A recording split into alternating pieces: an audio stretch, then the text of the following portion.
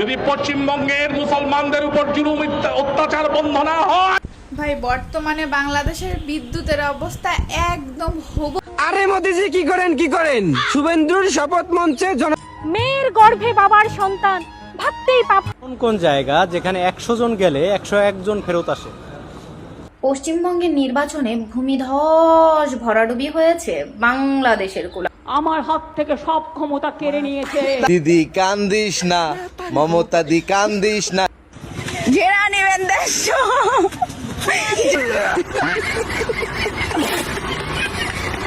বাংলার মুখ্যমন্ত্রী হলেন শুভেন্দু অধিকারী। ওইদিকে বাংলাদেশি মুসলিমেরা করছে অনেক দিকদারি। ভারতে মুসলিমেরা আছেন জামাই আদরে, ওইদিকে বাংলাদেশি মুসলিমেরা লাফাচ্ছেন বাদরের মতো করে।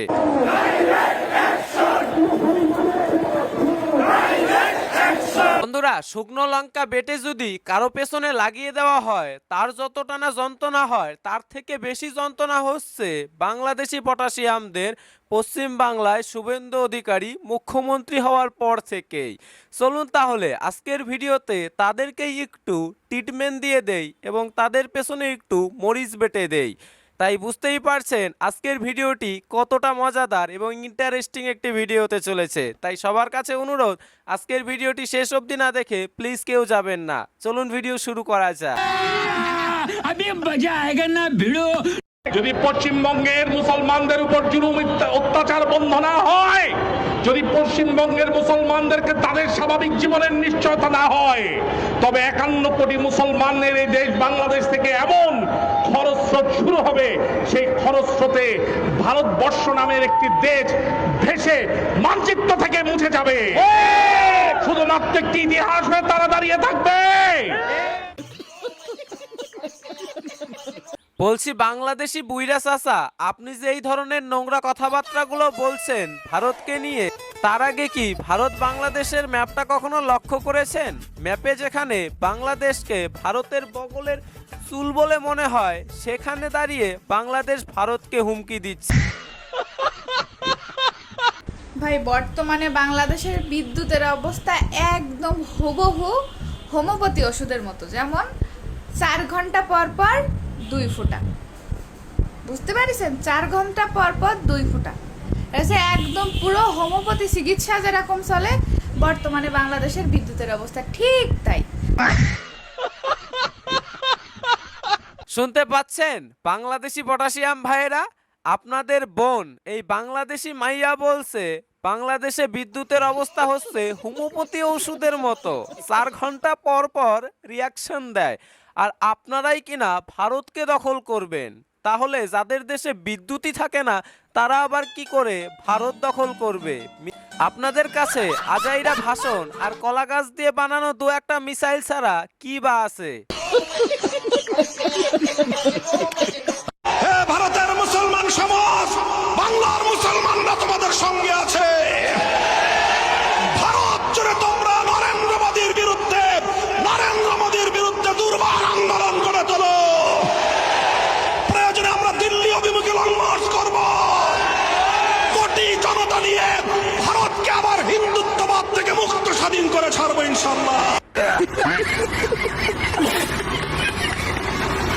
বন্ধুরা, এই লাল দাড়িওয়ালা আর মাথায় টুপি পরা বুইরা চাচার কথা শুনে আমার খুশিতে কান্না পেয়ে যাচ্ছে।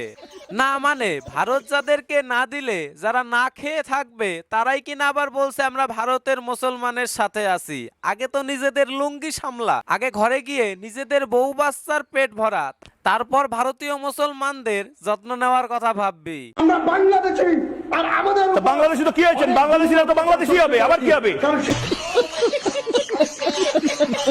লক্ষ্মী ভান্ডারের টাকাটা ঢুকে গেছে। যারা যারা দিদির সঙ্গে বেমানি করেছেন, টাকাটা তোলার আগে আয়নাতে একবার ভালো করে নিজের মুখটা দেখে নেবেন। कमाल कर दिया आपने कितने टैलेंटेड हैं आप। এই মেয়ে এমন ভাবে বলছে যেন লক্ষ্মীর ভান্ডারের টাকা এর নিজের বাপের ভান্ডার থেকে আসতো।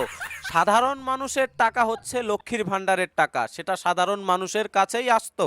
আর এখানে বেইমানির কোনো কথাই আসে না, কারণ কি আমরা একটি স্বাধীন গণতান্ত্রিক দেশে বসবাস করি।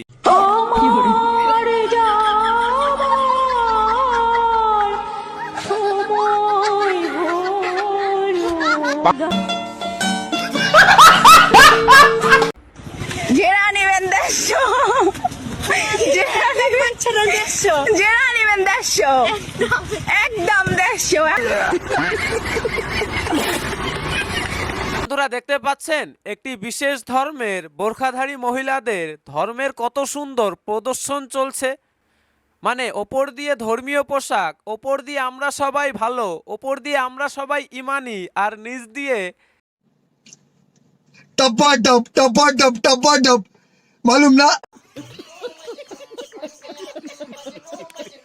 আরে মোদিজি কি করেন শুভেন্দুর শপথ মঞ্চে জনতার প্রতি মাথা নত করলেন মোদি। এই ইন্ডিয়ার উগ্রবাদী গরুর মুখ খাওয়া হিন্দু জাতি, তোদের আর আমাদের মুসলিমদের মধ্যে পার্থক্য কোথায় জানিস? তোরা মানুষ হয়ে মানুষের কাছে মাথা নত করিস, আর আমরা মুসলিমরা একমাত্র সৃষ্টিকর্তা রবের কাছে ছাড়া কারো কাছে মাথা নত করি না, সেজদা দেই না। সুতরাং এখানেই বোঝা যায় তোরা হইতেছিস বিড়ালের জাতি, আর আমরা মুসলিমরা হইতেছি বীরের জাতি।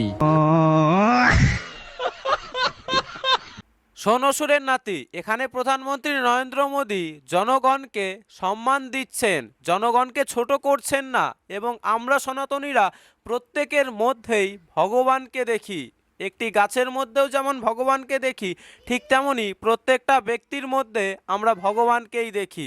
আর তোদের কথায় এবার আসি, তোরা যারা নিজেদের মাকে মা মনে করিস না, নিজেদের মেয়েকে মেয়ে মনে করিস না, তোরা কি করে জানবি এইসব? তোরা তো নিজেদের মা বোনকে এবং মেয়েকে ভোগের পণ্য মনে করিস। মেয়ের গর্ভে বাবার সন্তান, ভাবতেই পাপ হয় এই কথা। এই ঘটনাটা সত্যিকারে ঘটিয়েছেন এই হারামির বাচ্চাটা। স্ত্রীর সাথে পরিকল্পিতভাবে ঝগড়া করে তাকে পাঠিয়ে দিয়ে ইউসুফ নামের এই ব্যক্তি ঘটিয়েছেন এই ন্যাক্কারজনক ঘটনা। ভারতের সকল মুসলিম নিজের জান বাঁচানোর জন্য বাংলাদেশে পালিয়ে আসতেছে।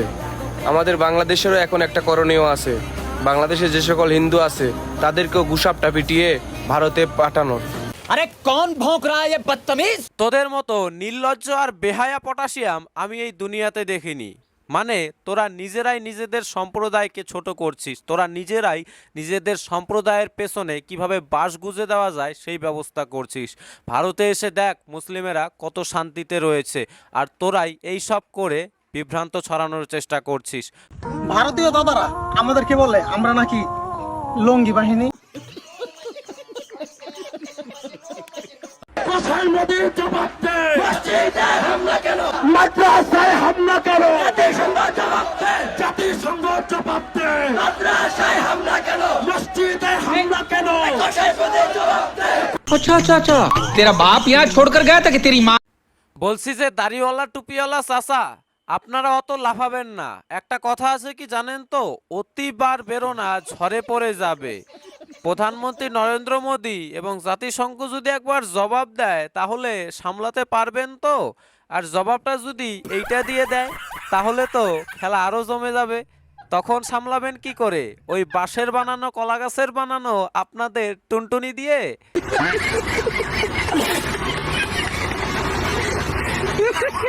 তো যাই হোক বন্ধুরা, আজকের এই ভিডিওটা এখানেই শেষ করছি, এবং আজকের এই পুরো ভিডিওটি সম্পর্কে আপনাদের নিজস্ব কি মতামত এবং বাংলাদেশি পটাশিয়ামদের এই সকল পাগলামি এবং ভণ্ডামিগুলোকে আপনারা কি নজরে দেখছেন তা অবশ্যই কমেন্ট করে জানাতে ভুলবেন না। ভালো থাকবেন, সুস্থ থাকবেন, এবং পারলে আজকের এই ভিডিওটি অতি অবশ্যই একটু শেয়ার করে দেওয়ার চেষ্টা করবেন, এবং চ্যানেলে নতুন দর্শক হয়ে থাকলে অবশ্যই চ্যানেলটি সাবস্ক্রাইব করে পাশে থাকবেন। ধন্যবাদ, সুস্থ থাকবেন।